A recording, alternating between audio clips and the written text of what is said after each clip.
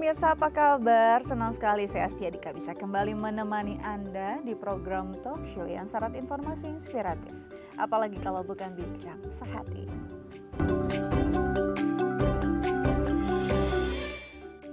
Pemirsa, bincang sehati seiring berlanjutnya usia atau usianya lanjut gitu ya. Banyak banget penurunan fungsi dalam tubuh kita. Dan banyak sekali juga kondisi-kondisi yang kualitasnya sudah tidak baik lagi. Salah satunya kualitas tidur pada lansia. Nah, ini akan menjadi topik kita hari ini. Tapi sebelum itu kita akan bahas dulu beberapa mitos atau fakta seputar kesehatan lansia. Yang pertama adalah lansia katanya lebih gampang sakit.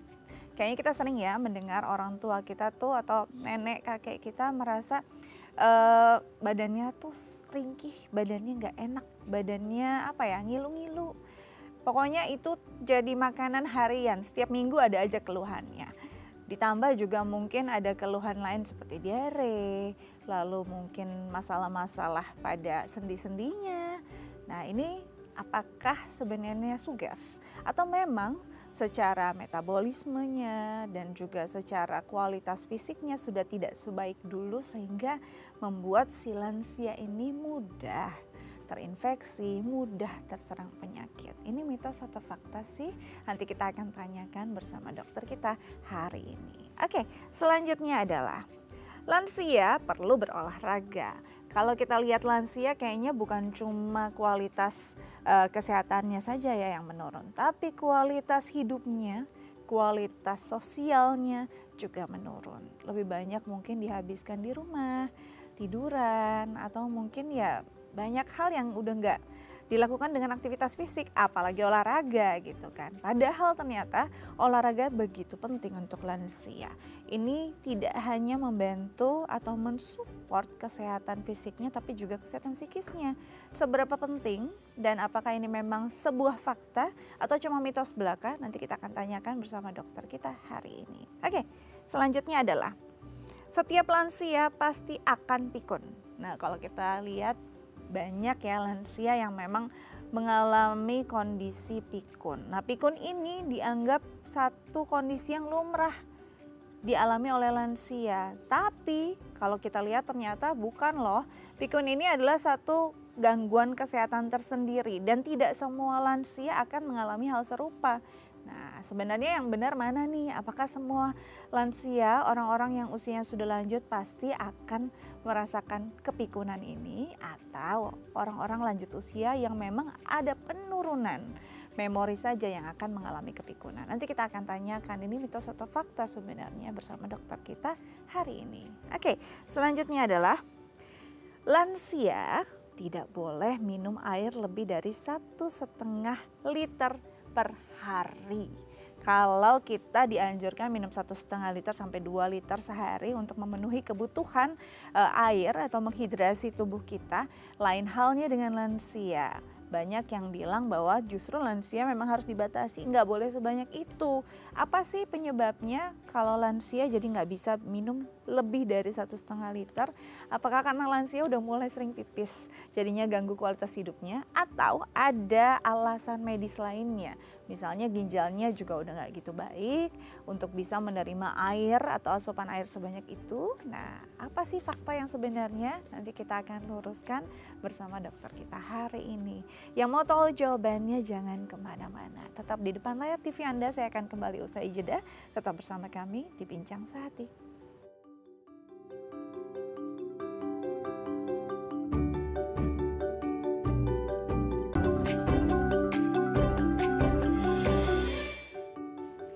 Baik pemirsa, kembali lagi bersama kami di Bincang Sehati. Kita akan bahas di segmen ini adalah mitos atau fakta seputar kesehatan lansia yang akan kita langsung konfirmasi bersama dokter kita yang sudah hadir bersama saya di studio. Ada Dr. Iskananda Sari, SPN, spesialis neurologi dari Rumah Sakit Permata Depok. Langsung kita sapa dokter kita hari ini. Halo dokter, apa kabar? Baik. Selamat datang di Bincang Sehati. Ya, terima kasih. Kita bahas dulu mitos atau fakta seputar kesehatan lansia ya dok ya. Yang pertama nih, mitos atau fakta dok, kalau lansia itu lebih gampang sakit. Kalau kita punya lansia di rumah kayaknya keluhan masalah nggak enak badan tuh ya udah bukan lagi bulanan ya, harian bahkan kayak ada aja gitu keluhan sakitnya. Nah ini sebenarnya psikis, ada yang malah berpikir ah manja aja kali ya gitu. Atau sebenarnya memang lansia itu rentan terserang penyakit. Yang benar mana? Mitos atau fakta dok? Nah sebenarnya ini fakta ya. Oke. Lansia sendiri secara definisi itu sebetulnya kan di atas usia 60 tahun. Ya dimana kalau di atas 60 tahun pasti fungsi tubuh kita itu sudah menurun ya. Sudah tidak sefit saat kita masih muda dulu. Nah jadi ketika usia menanjak maka fungsi sel-sel di tubuh kita juga akan semakin menurun ya. Jadi pasti daya tahan tubuhnya juga akan ikut turun. Nah maka biasanya pasien-pasien dengan usia dewasa tua ataupun lansia di atas 60 tahun itu lebih rentan sakit dan memang bisa juga dulunya dia punya komorbid ya seperti punya hipertensi, punya diabetes dan penyakit-penyakit lainnya. Jadi ini bukan akal-akalan para lansia ya, jangan juga kita juga seuzon gitu ya. Kok banyak banget keluhannya, tapi ternyata memang karena metabolismenya udah menurun, fungsi-fungsi organnya juga udah sangat menurun, jadi gampang banget terserang penyakit. Jadi ini fakta, jadi memang kalau bisa kita jaga baik-baik, apalagi lansia yang punya komorbid ya. Oke, fakta jadinya. Kita beralih ke mitos fakta berikutnya. Mitos atau fakta dok, kalau lansia itu perlu berolahraga. Yang banyak terjadi lansia tuh justru udah nggak lagi bergerak badannya gitu ya, tiduran aja, bahkan untuk ada di lingkungan sosial juga kayaknya enggan. Sebenarnya seberapa penting olahraga untuk lansia, ini mitos atau fakta? Ya ini juga fakta ya, lansia itu sangat butuh berolahraga.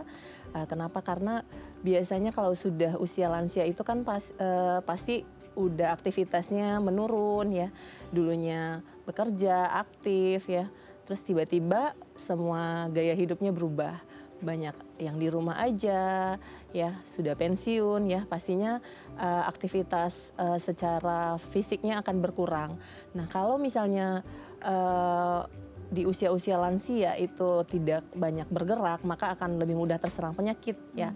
Di rumah saja, tidak kena sinar matahari ya, kurang pencahayaan, terus hanya di tempat tidur, maka itu lebih gampang terkena penyakit tentunya. Ya jadi benar sekali bahwa lansia itu butuh olahraga ya, jadi ada aktivitas fisik. Nah tapi nanti olahraganya juga harus dipilih pastinya ya, nggak semua olahraga yang bisa dilakukan oleh orang-orang yang masih muda, masih remaja itu bisa dikerjakan di usia lansia. Olahraga apa sih dok yang masih aman untuk lansia? Apakah olahraganya kategorinya nih ringan ke sedang aja dan olahraga berat kalau bisa memang sudah harus dihindari atau tergantung fisik si lansia? Nah kalau olahraga sendiri sebetulnya yang boleh dilakukan oleh lansia itu adalah olahraga yang kategorinya ringan ke sedang. Contohnya jalan kaki ya, tapi jalan kakinya juga harus ngelihat jaraknya ya, kalau bisa jangan terlalu jauh ya. Yang kedua bisa yoga ya, yoga untuk lansia ya, boleh olahraga ringan lainnya seperti pilates ya, terus sekarang juga banyak olahraga lainnya yang bersepeda juga boleh, yang sifatnya tidak terlalu berat. Bahkan sekarang kan ada sepeda statis ya yang bisa dipilih, jadi disesuaikan juga dengan kemampuan lansianya sendiri ya, karena lansia umumnya punya banyak penyakit komorbid. Oke, karena banyak sekali penyakit komorbid dan ini memang harus disesuaikan dengan kondisi lansia. Kita beralih ke mitos fakta lainnya ya. Mitos atau fakta kalau setiap lansia pasti akan pikun. Nah, biasanya kalau pikun identik dengan lansia, tapi kayak banyak juga ya sekarang anak muda yang udah banyak pikunnya gitu ya. Nah ini sebenarnya pikun ini memang akan terjadi pada setiap lansia atau pikun tuh kondisi atau gangguan kesehatan tersendiri loh yang tidak semua lansia akan alami. Nah ini mitos atau fakta sebetulnya bisa dua-duanya. Nah jadi pikun itu harus dibedakan sebetulnya sama demensia ya, dengan demensia. Nah jadi setiap manusia yang beranjak ke usia tua maka dia akan mengalami penurunan fungsi dari otaknya. Ya jadi fungsi memorinya pasti akan menurun. Kalau dulunya mungkin daya ingatnya bagus, nah dia bisa menurun nih fungsi daya ingatnya, jadi lebih gampang lupa. Nah itu biasanya kondisi yang kita sebut dengan pikun, yaitu penurunan fungsi daya ingat. Nah, beda sama demensia ya. Demensia itu sudah sekumpulan sindrom di mana bukan hanya memorinya yang terganggu, biasanya pola pikirnya dan juga perilakunya itu biasanya menonjol akan berubah. Nah, jadi kalau ditanya apakah semua pasien akan mengalami pikun, itu tentu saja tidak ya. Tidak semua orang mengalami penurunan memori. Balik lagi ke bagaimana backgroundnya dulu. Kalau dianya dulu misalnya seorang pengajar ya, mungkin daya ingatnya memang lebih tinggi karena sudah terbiasa dengan ya sehari-hari ya. Beda mungkin dulunya memang tidak terlalu banyak aktivitas. Nah, belum tentu dia akan mengalami pikun. Bisa jadi daya ingatnya masih jauh lebih baik dibandingkan kita yang masih usianya lebih muda gitu. Jadi itu bisa mitos, bisa fakta. Jadi bisa mitos, bisa fakta. Tapi kalau dibilang gangguan kesehatan ini beda lagi nih urusannya. Karena kalau gangguan kesehatan misalnya demensia bukan cuma memorinya aja yang menurun. Ada gangguan-gangguan atau simptoms lain yang menyerta gitu ya. Baik, sudah terjawab. Selanjutnya adalah mitos atau fakta kalau lansia itu sering kehilangan nafsu makannya. Benar nggak sih dok bahwa lansia ini sering kehilangan nafsu makannya? Nah, kalau lansia sendiri dia biasanya faktornya banyak ya.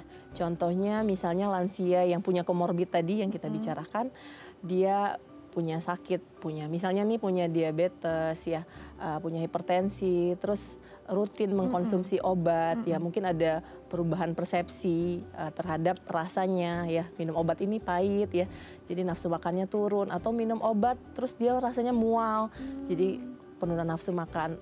Dan juga memang secara fisiologis kita itu ketika kita menua maka fungsi air liurnya kan akan turun ya. Jadi untuk produksi air liur akan berkurang. Lebih kering ya. Betul. Dan juga untuk nafsu makannya sendiri memang ada bagian di otak yang memang akan menurun. Jadi secara fisiologis sudah nafsu makannya menurun ya, untuk air liurnya juga berkurang. Ditambah mungkin memang ada konsumsi obat misalnya yang memang membuat mual ya, membuat perutnya nggak nyaman, atau memang dia punya penyakit lain seperti gangguan lambung yang memang dia sudah merasakan mual sehingga memang tidak nafsu makan. Ya, jadi biasanya multifaktor sih gitu. Jadi banyak hal ya mempengaruhi. Para lansia nafsu makannya jadi sangat menurun. Betul. Dan kalau kita lihat memang bukan cuma masalah fungsi organ yang udah menurun atau seleranya, tapi memang ada obat-obatan juga yang mempengaruhi. Sering mempengaruhi. Jadi kayaknya beruntung sekali kalau kita sampai lansia punya selera makan yang masih oke ya. Karena jadi bisa icip-icip lebih banyak makanan. Tapi hati-hati jangan sampai malah obesitas ya. Kayak ini beda lagi nanti urusannya. Oke, selanjutnya adalah mitos atau fakta kalau lansia itu tidak boleh minum air lebih dari 1,5 liter per hari. Nah, kalau kita kan dianjurkan justru ya 1,5 sampai 2 liter. Kalau lansia malah justru kurangin. Ini kenapa? Apakah karena lansia itu kan sering banget ke toilet ya pipis, jadinya terrepot gitu? Atau ada alasan lain? Nah, untuk minum, nah kalau kita di usia dewasa itu kan yang disarankan 1,5 liter ya, itu mungkin sering beredar. Nah, untuk pasien lansia sendiri biasanya kita akan lihat lagi baseline pasiennya bagaimana ya orangnya. Nah, kalau misalnya seperti orang-orang yang punya gangguan ginjal, ya punya gangguan ginjal artinya kan dia ada gangguan di penyaringan ya. Ketika dia minum terlalu banyak maka ginjalnya sulit untuk menyaring, maka dia akan biasanya kita lakukan restriksi air. Biasanya pada pasien dengan gagal ginjal maka dikurangi asupannya tuh 500 sampai 700 mili biasanya. Nah, bagaimana untuk orang-orang lansia yang memang tidak ada komorbid gagal ginjal, biasanya tetap minum air 1,5 liter, tapi juga diperhatikan juga apakah misalnya ada suka kencing malam. Ya, itu kan sering tuh pasien-pasien yang sudah usianya lanjut itu sering ke toilet bolak-balik ya, karena memang fungsi berkemihnya sudah tidak sebaik ketika masih muda. Nah, kita harus perhatikan apakah itu akan mengganggu tidurnya ya. Jadi memang kita akan sesuaikan, kalau memang tidak ada komorbid apapun sebetulnya 1,5 liter nggak masalah, tapi cukup sampai situ. Dan juga kadang-kadang minum terlalu banyak nanti akan natriumnya akan banyak keluar sehingga akan terjadi hiponatremi, pasiennya akan terjadi penurunan kesadaran ya. Jadi banyak hal yang harus diperhatikan. Jadi nanti balik lagi ke kondisi masing-masing. Kalau misalnya memang masih banyak aktivitas ya, lansia kan nggak semuanya di rumah. Ada yang masih suka aktivitas, suka olahraga. Nah kalau itu dia minum air 1,5 liter juga nggak masalah. Tapi lihat dulu baseline-nya, apakah ada gagal ginjal dan lain-lain sebagainya. Jadi tergantung ya dok ya, bisa mitos bisa fakta nih, nggak semua lansia berlaku sama. Benar. Tergantung kondisi tubuhnya. Oke, sudah terjawab semua. Semoga bisa menjawab rasa penasaran Anda dan meluruskan yang masih salah kaprah maksudnya ya. Salah kaprah selama ini saking semangatnya nih mau ngasih tahu para lansia di rumah. Oke, nanti kita lanjut lagi, tapi usai jeda. Pemirsa jangan kemana-mana, tetap bersama kami di Bincang Sehati.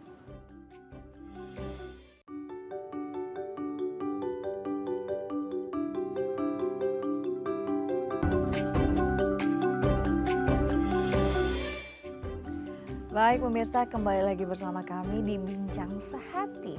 Kita akan bahas topik utama kita tentang insomnia pada lansia. Nah, bagi pemirsa di rumah yang mungkin punya pertanyaan terkait tema kita hari ini bisa menelpon kami di 021 290 32644 atau DM ke Instagram kami di @bincangSehati.itv. Kita lanjut lagi dengan Dr. Rizka Nandasari SPN, spesialis neurologi dari Rumah Sakit Permata Depok.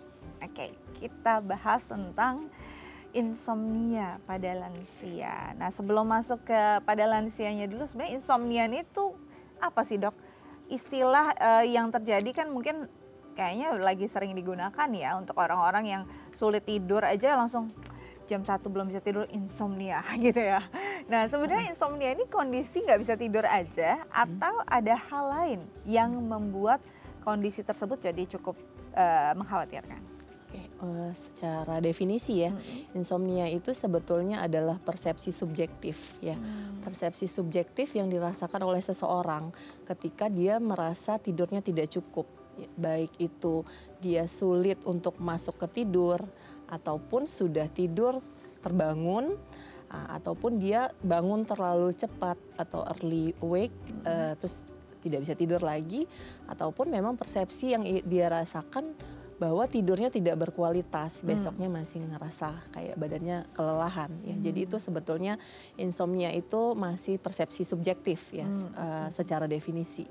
Oke, jadi masih persepsi subjektif. Jadi hanya individu tersebut yang merasakan dari gejalanya, terus impactnya seperti apa. Kalau kita dari orang sekelilingnya belum tentu bisa melihat kondisi tersebut, karena bisa aja ngelihat ya kayaknya si individu ini tetap merem tidur di tempat tidurnya gitu ya, tapi ya orang tersebut merasa bahwa dirinya insomnia. Nah ini kalau bicara tentang insomnia apalagi pada lansia, apakah masih masuk kategori si definisi subjektifnya tadi atau memang ada gangguan tersendiri yang memang terjadi khas pada lansia? Nah, untuk insomnia ya awalnya kan tadi seperti yang saya sebutkan bahwa dia persepsi subjektif. Nah, tapi kan nanti kita akan gali apakah insomnianya ini hanya terjadi sementara atau memang ada penyebabnya ya, ada etiologi atau penyebab yang menyebabkan dia sulit tidur. Dan insomnia sendiri sebetulnya ada cara mendiagnosisnya juga ya. Nah kalau misalnya pada lansia, bagaimana insomnia pada lansia? Nah secara teori sendiri insomnia itu akan meningkat pada pasien pada usia lansia ya, karena pada usia lansia biasanya banyak terjadi perubahan ya, perubahan secara fisiologis baik dari psikologi maupun dari sosial ya, jadi sehingga menyebabkan banyak perubahan sehingga akan terganggu untuk tidurnya, sehingga nanti dia akan jatuh pada insomnia gitu. Nah tadi dokter bilang cara mendiagnosanya macam-macam gitu ya. Betul. Kalau kita bilang kan banyak orang yang self diagnose justru ya insomnia, baru sehari 2 hari dia langsung labeling aja nih insomnia. Nah kalau insomnia sendiri cara mendiagnosanya atau paling tidak mengindikasi oh ini memang sudah ke arah gangguan tersebut, insomnia. Itu gimana dok? Oke, ya jadi ketika kita mendengarkan bahwa saya mengalami gangguan tidur nih. Nah kita akan lihat lagi ya, kita akan menggali lagi sebetulnya seperti apa yang dirasakan oleh ini kalau lansia ya, pada lansia. Biasanya dia harus ada komponen yang pertama, misalnya dia itu sulit untuk masuk tidur ya, harus ada komponen itu.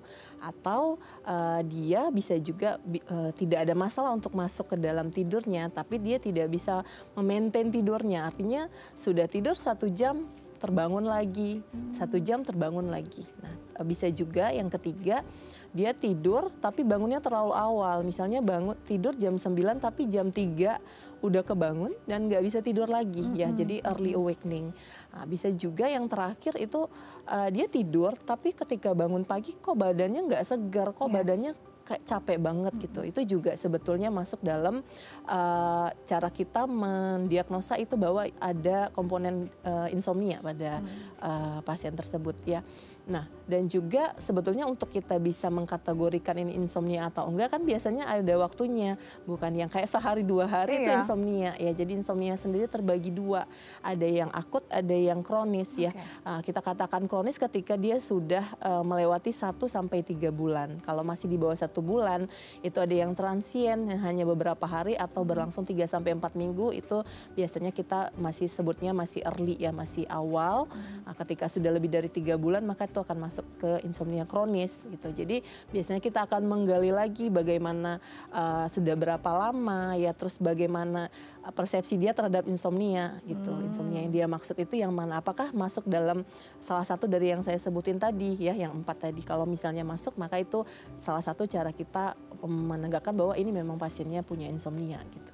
Wow, jadi memang penanganannya bisa beda-beda juga tuh dia. Iya. Jadi dari kondisinya macam-macam, penanganannya bisa beda-beda. Faktornya juga bisa beda-beda dong. Iya, benar. Kalau dilihat dari jenisnya tadi ya diklasifikasikan kan macam-macam sekali. Ada yang masuknya susah, ada yang oke masuknya tapi bangunnya kepagian atau per jam dia bangun, atau bahkan ngerasa kayaknya cuma merem aja. Padahal kayaknya nggak benar-benar tidur gitu ya. Nah ini kan faktornya macam-macam. Kalau dari klasifikasi tersebut, faktornya apakah berbeda-beda juga? Oke, nah untuk faktor ya, ini kan kita bicara berarti ke faktor penyebab atau etiologi. Nah penyebabnya sendiri nanti akan ada pembagiannya lagi ya. Jadi memang insomnia ini sebenarnya kalau dikulik itu sebetulnya banyak banget pembahasannya. Ya dan tata laksana cara penanganannya juga beda-beda. Nah biasanya kita akan cari tahu dulu penyebabnya ya, atau etiologinya kalau dalam bahasa kedokterannya. Kita akan lihat ini sebetulnya insomnia yang primer atau yang sekunder. Ya, yang primer itu biasanya kita akan sebelum kita simpulkan ini yang primer, kita akan lihat yang sekunder. Sekunder itu misalnya contohnya pasiennya punya penyakit lain ya, punya penyakit jantung contohnya yang saya ambil, dia sesek malamnya susah tidur, tidur harus pakai 2 bantal atau tidur terlentang susah, miring susah, nyesek. Ya jadi akhirnya dia jadi insomnia, sulit mempertahankan tidur. Nah kita akan lihat etiologinya apa. Ataupun memang pasiennya, misalnya pasiennya ada gangguan prostat, terus harus ke toilet terus kan setiap beberapa jam, akhirnya dia jadi insomnia, terganggu kan tidurnya. Nah itu biasanya sekunder dan masih banyak lain sih sebetulnya yang menyebabkan sekunder itu. Bisa juga dari obat-obatan sekunder, misalnya dia minum obat ini, sedangkan obat yang dia konsumsi sebetulnya ada efek samping jadi tidak bisa tidur atau insomnia. Nah itu biasanya kita akan gali dulu nih bagaimana cerita di balik insomnianya. Nah, ketika kita sudah menggali semua dan kita tidak menemukan, maka kita akan mengatakan ini akan ke arah insomnia primer, tapi harus disingkirkan dulu yang sekundernya gitu. Dan kalau primer biasanya sih bisa dari genetiknya, ya bisa dari beberapa yang memang tidak terjawab secara teori, dia memang dari kecil misalnya punya insomnia, dari saya ternyata dari SD, SMP memang dari dulu susah tidur. Nah ada yang sebetulnya memang kasusnya seperti itu gitu. Jadi bahkan dari usia dini ya? Banyak dari usia anak-anak. Ini kalau yang saya menarik ketika ada orang yang masuk ke dalam tidurnya susah banget. Ada yang istilahnya, kalau istilah kerennya ya pelor ya. Pel dia lolor gitu. Nah ini susah banget. Kayaknya kalau orang-orang yang masuk ke tidurnya susah, ngelihat orang yang nempel bantal langsung tidur tuh anugerah sekali. Nah apakah ada sistem dalam daya pola pikirnya atau mungkin ada stresor tertentu yang membuat orang untuk masuk ke alam tidurnya tuh sulit sekali? Nah untuk memulai tidur ya, memang umumnya insomnia itu paling sering di awal tidur, sulit untuk masuk tidur, itu lebih banyak. Nah kalau misalnya ada kasus insomnia yang jadi itu dinamakan dengan sleep onset insomnia ya. Jadi ketika seseorang sulit untuk masuk tidur itu yang paling banyak ya. Biasanya kita akan lihat dulu sleep hygiene-nya. Maksudnya adalah apakah sebelum dia tidur dia main gadget ya. Biasa kan kita TikTok, Instagram. Nah, itu berjam-jam terus akhirnya pola tidurnya, irama sirkadian tidurnya akan berubah. Yang dulunya mungkin dari jam 9 udah tidur karena sekarang buka IG story, buka TikTok, akhirnya tidur jam 12 ya. Nah, jadi itu harus diperhatikan sleep hygiene. Atau yang kedua misalnya lansia yang pasangannya misalnya tidurnya mengorok. Jadi sebetulnya environment-nya yang memang aduh nggak bisa tidur nih karena ada beberapa orang nggak bisa tidur kalau bising gitu ya. Nah, terus ada juga misalnya yang dia ada kondisi ada komorbid ya seperti yang ada kencing terus menerus ya. Jadi memang ada beberapa hal yang harus kita perhatikan di sleep hygiene, sama misalnya dia tidur dengan cahaya yang terlalu terang sehingga sulit tidur, ataupun ada jam di depannya yang terus-terusan dia ini kok belum tidur-tidur ya udah jam segini. Nah, itu juga jadi kayak ngerasa diintimidasi ya. Iya, diintimidasi. Juga itu hal-hal yang penting yang biasanya kita akan tanyakan pada orang-orang yang mengalami insomnia. Jadi bukan hanya insomnia, oh harus cari tahu nih penyakitnya apa. Banyak bahkan yang ternyata HP penyebabnya, ataupun dia stresor. Misalnya dulu dia adalah seorang misalnya komisaris, seorang yang punya jabatan terus tiba-tiba pensiun. Ya kan, nggak ngerjain apa-apa, cuma di rumah aja, cuma keluar ngeliatin cucu. Mungkin stresor bagi dia, mungkin bagi kita yang ngeliat ya biasa-biasa aja, tapi bagi dia yang terbiasa dengan kehidupan yang dulu terus masuk ke kehidupan yang berbeda, itu akan menjadi stresor bagi dia, dan mungkin itu bisa jadi insomnia, alasan dia insomnia. Tapi biasanya transien, kalau cepat dilakukan penanganan biasanya tidak akan berlanjut gitu. Kayak tiba-tiba gitu ya, tiba-tiba masuk ke masa pensiun yang biasanya istilahnya kalau siangnya capek, ini enggak gitu. Jadinya lelahnya enggak ada. Akhirnya tidurnya jadi susah. Apalagi kepikiran juga ya, yang tadinya punya wewenang, yang tadinya punya kekuasaan, bisa merintah orang, atau mungkin yang tadinya bisa ada yang dikerjain deh, ini enggak gitu. Akhirnya jadi kepikiran. Jadi secara psikis juga berpengaruh sekali ya. Apalagi untuk para lansia ini nih yang lagi masa-masa peralihan. Transisi biasanya kan.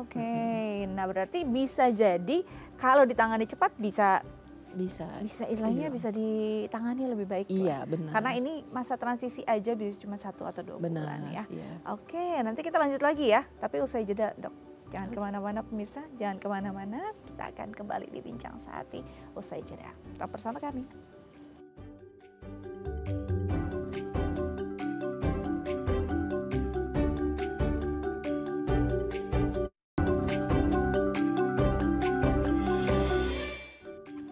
Baik pemirsa, kembali lagi bersama kami di Bincang Sehati. Kita masih bahas insomnia pada lansia, dan bagi pemirsa di rumah yang mungkin punya pertanyaan terkait tema kita hari ini bisa menelpon kami di 0212903244 atau DM ke Instagram kami di @bincangsehati.itv.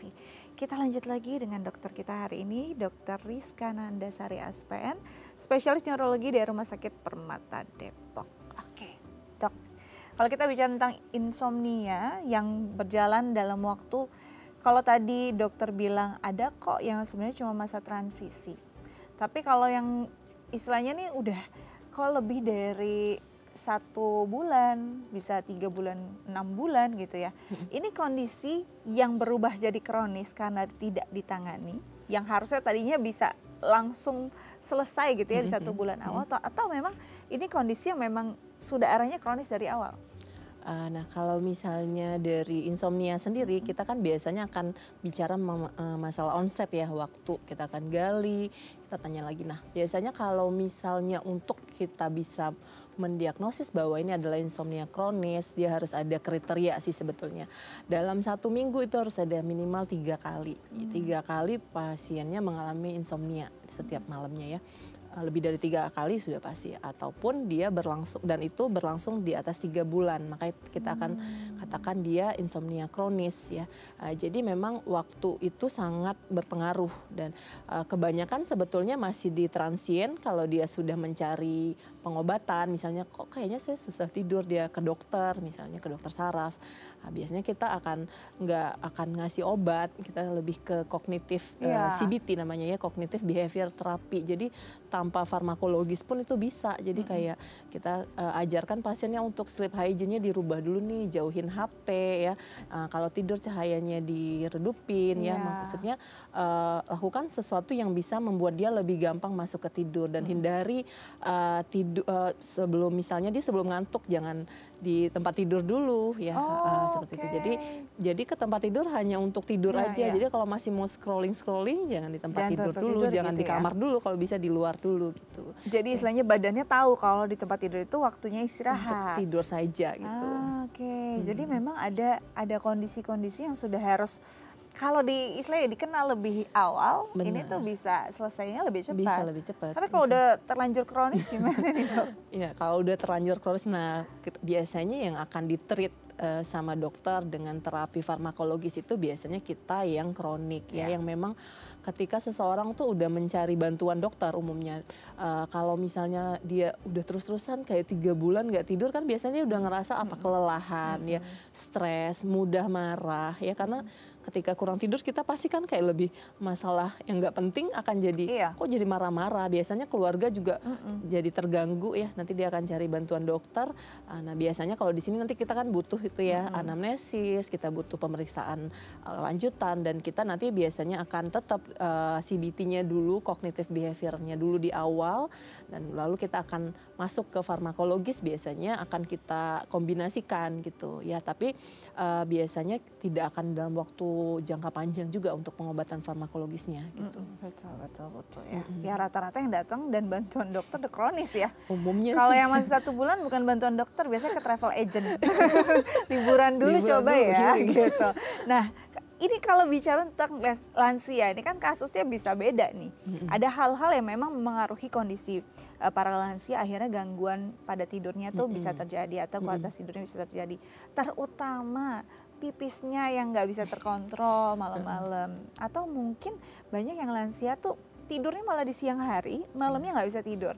Sebenarnya hal-hal demikian tuh cuma masalah pola hidupnya lansia aja, atau memang ada kondisi tertentu yang secara metabolisme mengganggu hidup lansia gitu, akhirnya memengaruhi kualitas tidurnya, atau seperti apa dok? Nah, balik lagi ke personal lansianya. Nah misalkan nanti kita tanyakan apakah misalnya pasien ini perempuan ya, apakah punya komorbid sakit yang lain, sedang minum obat, kita akan gali obatnya apa sih gitu. Ternyata setelah kita lihat, oh obat ini memang efek sampingnya jadi susah tidur, jadi insomnia, maka mungkin kita bisa sarankan kalau misalnya dia lagi pengobatan di dokter yang lain, kita sarankan bisa nggak diganti dulu nih obatnya. Jadi kita kita akan hilangkan. Ataupun misalnya dia punya penyakit Parkinson yang memang obatnya harus diminum, tetapi efek obat Parkinson memang umumnya insomnia, itu memang terkenal. Jadi kan kita nggak mungkin nih pasiennya nggak minum obat, maka nanti Parkinsonnya akan semakin memberat. Maka kita kan harus punya kombinasi dengan farmakologis pastinya ya. Jadi kita harus benar-benar ngelihat individunya. Jadi kalau memang ada baseline penyakitnya, kalau memang obatnya bisa dirubah, kita rubah dulu obatnya. Tetapi kalau memang mengharuskan dia memakai obat tersebut, ya kita harus kombinasikan dengan obat-obatan dan juga yang tadi ya sleep hygiene-nya dirubah. Nah, kalau misalnya pada lansia yang memang tidak ada komorbid, hanya terjadi insomnia karena misalnya perubahan, dulunya kerja terus tiba-tiba nggak ngapa-ngapain, siang tidur terus. Nah biasanya kita cognitive behavior sih dirubah, kalau bisa siang sengantuk apapun jangan tidur. Kalaupun memang ngantuk banget sebelum jam 3 sore itu tidur, tapi di atas itu harus bangun. Jadi malamnya dia ada keinginan untuk tidurnya lebih tinggi ya dibandingkan sudah tidur siang lama terus malamnya pasti melek terus gitu. Jadi personal itu kita harus case by case ngelihat kasusnya, ya nggak bisa disamaratakan. Kalau misalnya pasien yang memang dia Parkinson, dia tidur siang atau nggak tidur siang, toh dia minum obat. Ya memang kita harus ada farmakologis untuk membantu insomnianya. Nggak bisa kita cuma ngomong, ya diperbaiki aja cara tidurnya gitu. Itu kan nggak bisa disamakan setiap kasus. Ya. Beda-beda soalnya ya. Nah kalau mungkin orang berpikir, ya udahlah, toh tidur bisa diakumulasi gitu ya. Apa sih bedanya tidur siang sama tidur malam gitu? Nah sebenarnya ada nggak bedanya? Kan ada yang bilang bahwa kalau tidurnya tidak cukup di malam, apalagi kalau melewati waktu dari jam-jam yang harusnya sel teregenerasi, ini efeknya parah banget gitu. Bahkan ada yang bilang, oh kamu lagi hidup pakai sel yang kemarin ya. Berarti kan selnya terus aja gitu, pakai sel-sel tua gitu, bukan sel-sel baru. Apakah memang separah itu ketika orang, apalagi lansia nih, tidak tidur baik atau berkualitas pada malam hari? Nah, benar sekali ya. Kalau misalnya tidur siang hari sama tidur malam hari, beda nggak sih? Beda. Kenapa? Karena memang badan kita, tubuh kita itu akan beregenerasi. Itu memang di jam 10 malam ya sampai jadi di malam hari ya. Nah ketika kita rubah malamnya nggak tidur tapi siangnya tidur, maka kan itu tidak, ketika tubuh kita harusnya beregenerasi kita nggak tidur, maka besoknya kita akan merasa kelelahan. Even kita tidur di siang hari tapi kok tetap aja capek badannya ya. Jadi pasti tidur siang hari sama tidur malam hari itu beda banget. Makanya tidur malam yang dikatakan insomnia itu tidak pernah yang dinilai tidur siangnya cukup atau tidak, tapi tidur malamnya biasa kita akan nilai apakah tercapai 7-8 jam kalau pada lansia biasanya. Kan kalau lansia memang lebih singkat tidurnya karena proses fisiologisnya akan menurun, memang akan lebih early wake. Memang itu normal tapi tetap 7-8 jam. Ketika tidur hanya 3 jam, 2 jam, maka itu kan kita harus kulik lagi lebih lanjut gitu. Jadi kebayang ya, kalau nggak tidur malam dengan baik, apalagi sudah melewati waktu-waktu yang krusial tadi jam 10 itu terlewat, ya bahaya banget gitu ya. Bahkan bisa ada masalah-masalah yang lebih serius pada kesehatan lansia. Kita lanjut lagi, tapi kita jawab dulu pertanyaan pemirsa lewat DM Instagram. Saya bacakan ya dok ya, dari @bima. Pertanyaannya, selamat pagi dok, ibu saya usianya 68 tahun, punya kebiasaan tidur siang yang lama. Durasinya sekitar 2-4 jam dalam sehari. Akibatnya ibu saya jadi susah tidur di malam hari. Pernah sama sekali tidak tidur saat malam hari, tetapi tidur dari jam 7 pagi sampai jam 1 siang. Bagaimana ya dok ya mengatasinya? Apakah ibu saya perlu mengonsumsi obat tidur? Nah ini juga penting nih. Jadi 68 tahun, durasi tidur siangnya 2-4 jam. Aduh ini yang dirindukan sih ya. Untuk kita yang lagi mobilitas tinggi nggak bisa. Ada 2-4 menit aja ya. Nah akhirnya malamnya nggak bisa tidur. Ada yang malah pernah nggak tidur sama sekali jam 7 pagi. Gimana nih dok? Nah ini tadi yang dikatakan sleep hygiene-nya harus dirubah ya. Karena ketika kita tidur siang lebih dari 2 jam sebetulnya pasti akan mengurangi rasa ngantuk kita di malam hari. Apalagi lansia yang memang notabene-nya mungkin pagi nggak ada aktivitas nih, siang tidur. Jadi badannya kan nggak ada rasa lelah sama sekali sehingga malam dia nggak akan butuh tidur gitu ya. Jadi kalau pada kasus seperti ini sama ya, kita harus lihat dulu udah berapa lama terjadinya ya.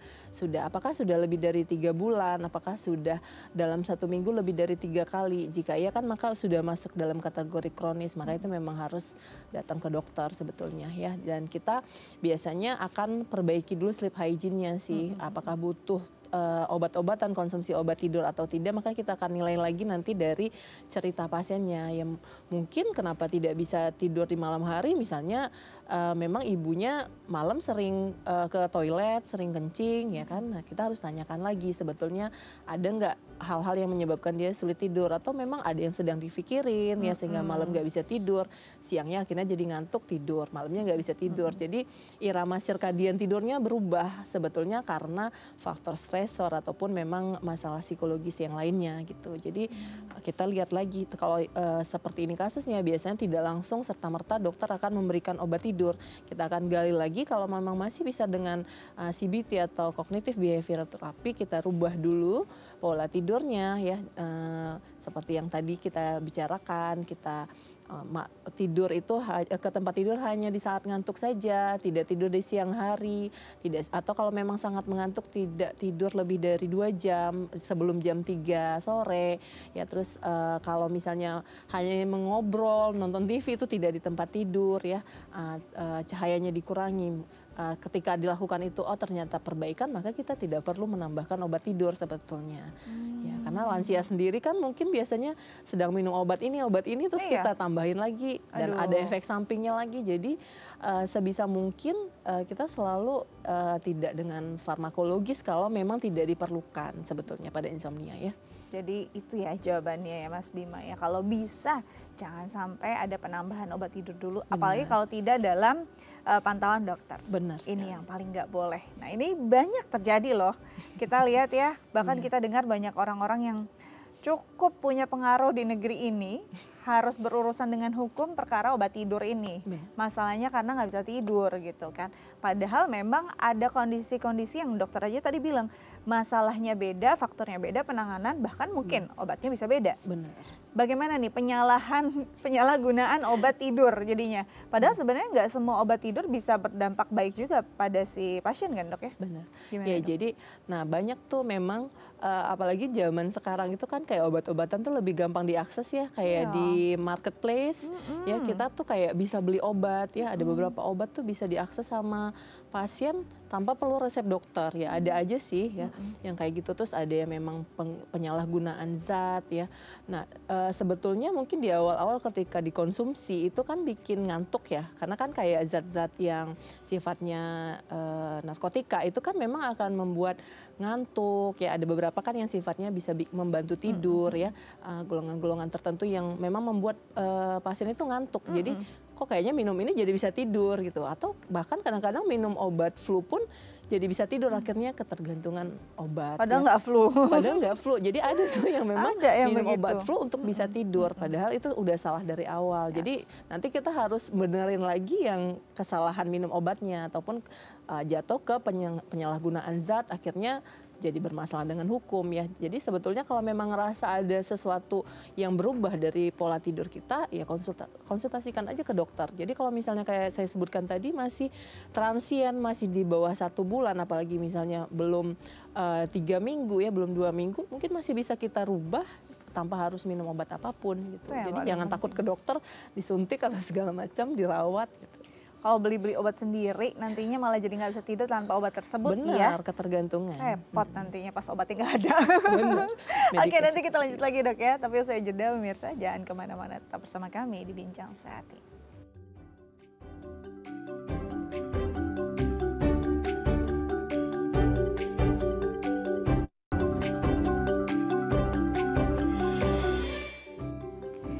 Baik pemirsa, kembali lagi bersama kami di Bincang Sehati.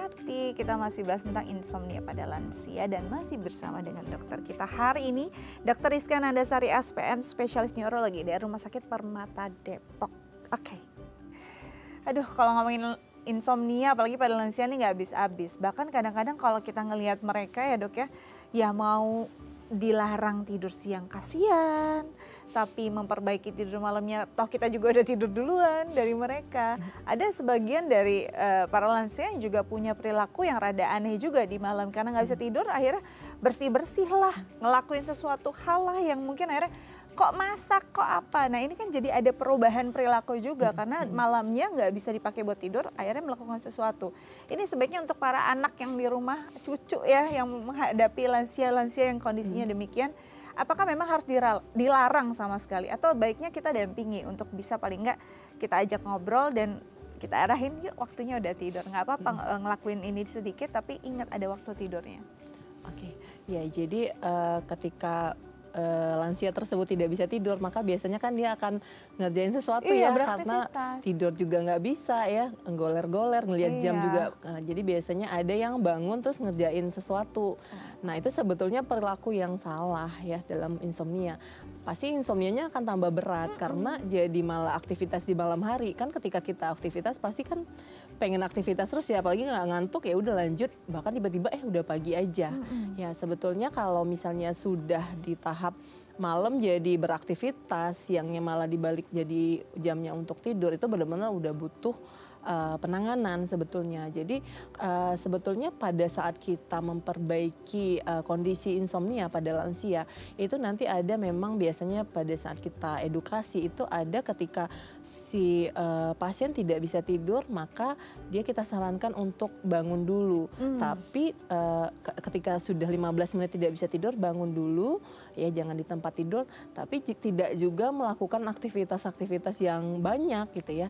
Nah, setelah setengah jam balik tidur lagi ya, bukan berarti nggak bisa tidur malah bersih-bersih, malah masak untuk besok pagi ya. Itu justru nanti akan memparah insomnianya gitu. Jadi memang ada di bagian menata laksana pasien dengan insomnia, kita delay tidurnya ketika tidak bisa masuk ke dalam tidur sudah 30 menit maka bangun dulu. Nah, jadi hindari ngelihat jam ya, jadi membuat stresor kan, aduh udah jam setengah 1 nih nggak bisa tidur. Nah, lebih baik ketika tidak bisa tidur dalam waktu 30 menit sudah benar-benar dia sebelum ngantuk itu nggak ke tempat tidur, ke tempat tidur terus nggak bisa tidur 30 menit, biasanya kita sarankan untuk bangun dulu, tapi juga nggak boleh berlama-lama ya, sekitar 15-30 menit ke tempat tidur lagi untuk tidur, bukan untuk masak, bukan untuk beres-beres ya. Jadi memang perilaku yang seperti itu justru akan memperparah sih. Jadi salah kaprah selama ini kalau misalnya udah kita ngerjain sesuatu biar capek, biar tidur. Salah banget ya dok ya. Banget, gitu. Malah kayak memicu adrenalin, akhirnya jadi nggak tidur lagi. Sampai pagi bablas biasanya sih kayak gitu. Permasalahannya walaupun dianggap nggak kuat saya nggak tidur, badannya nggak kuat padahal ya dok ya. Iya, sebetulnya kan badan udah kelelahan tapi memang kadang-kadang kan mindsetnya masih belum ngantuk gitu. Jadi besok pagi akhirnya kelelahan, pasiennya tidur. Bisa tidur ya misalnya dari jam 8 sampai jam 3 sore. Udah pasti malamnya insomnia lagi gitu. Dan itu akan jadi lingkaran setan kan, akan berulang-ulang terus gitu. Jadi sebetulnya yang kita perbaiki biasanya yang di siang harinya gitu. Baik, justru ya kalau mau tadi beraktivitas, mau masak-masak buat cucu ya di siang hari tadi ya dok ya. Dan percayalah bahwa yang tidur siang yang lama itu tidak akan pernah mengganti yang malam. Rasanya ngantuk terus, rasanya nggak cukup terus dan badannya nggak enak terus. Jadi ya baiknya kita sebagai keluarga memang perlu mensupport ya para lansia yang memang perlu banyak perhatian. Semoga lansia kita bisa mendengar ini, bisa memperbaiki kualitas tidurnya dan juga bisa jadi lebih sehat. Oke, dokter terima kasih banyak sudah hadir di Bincang Sehati. Semoga berguna untuk pemirsa kita di rumah. Tetap jaga kesehatan ya dok ya, biar terus main ke sini. Oke pemirsa, sekian Bincang Sehati hari ini. Semoga tips dari dokter kita berguna untuk Anda. Dan jangan lupa untuk mengunduh The AI Plus di gawai Anda untuk bisa mendapatkan konten-konten dan tayangan inspiratif kami dimanapun, kapanpun. Saya Astia Dika pamit undur diri. Jangan lupa selalu saksikan Bincang Sehati dan akses juga konten-konten tayangan kami di YouTube Bincang Sehati The AI TV. Sampai jumpa.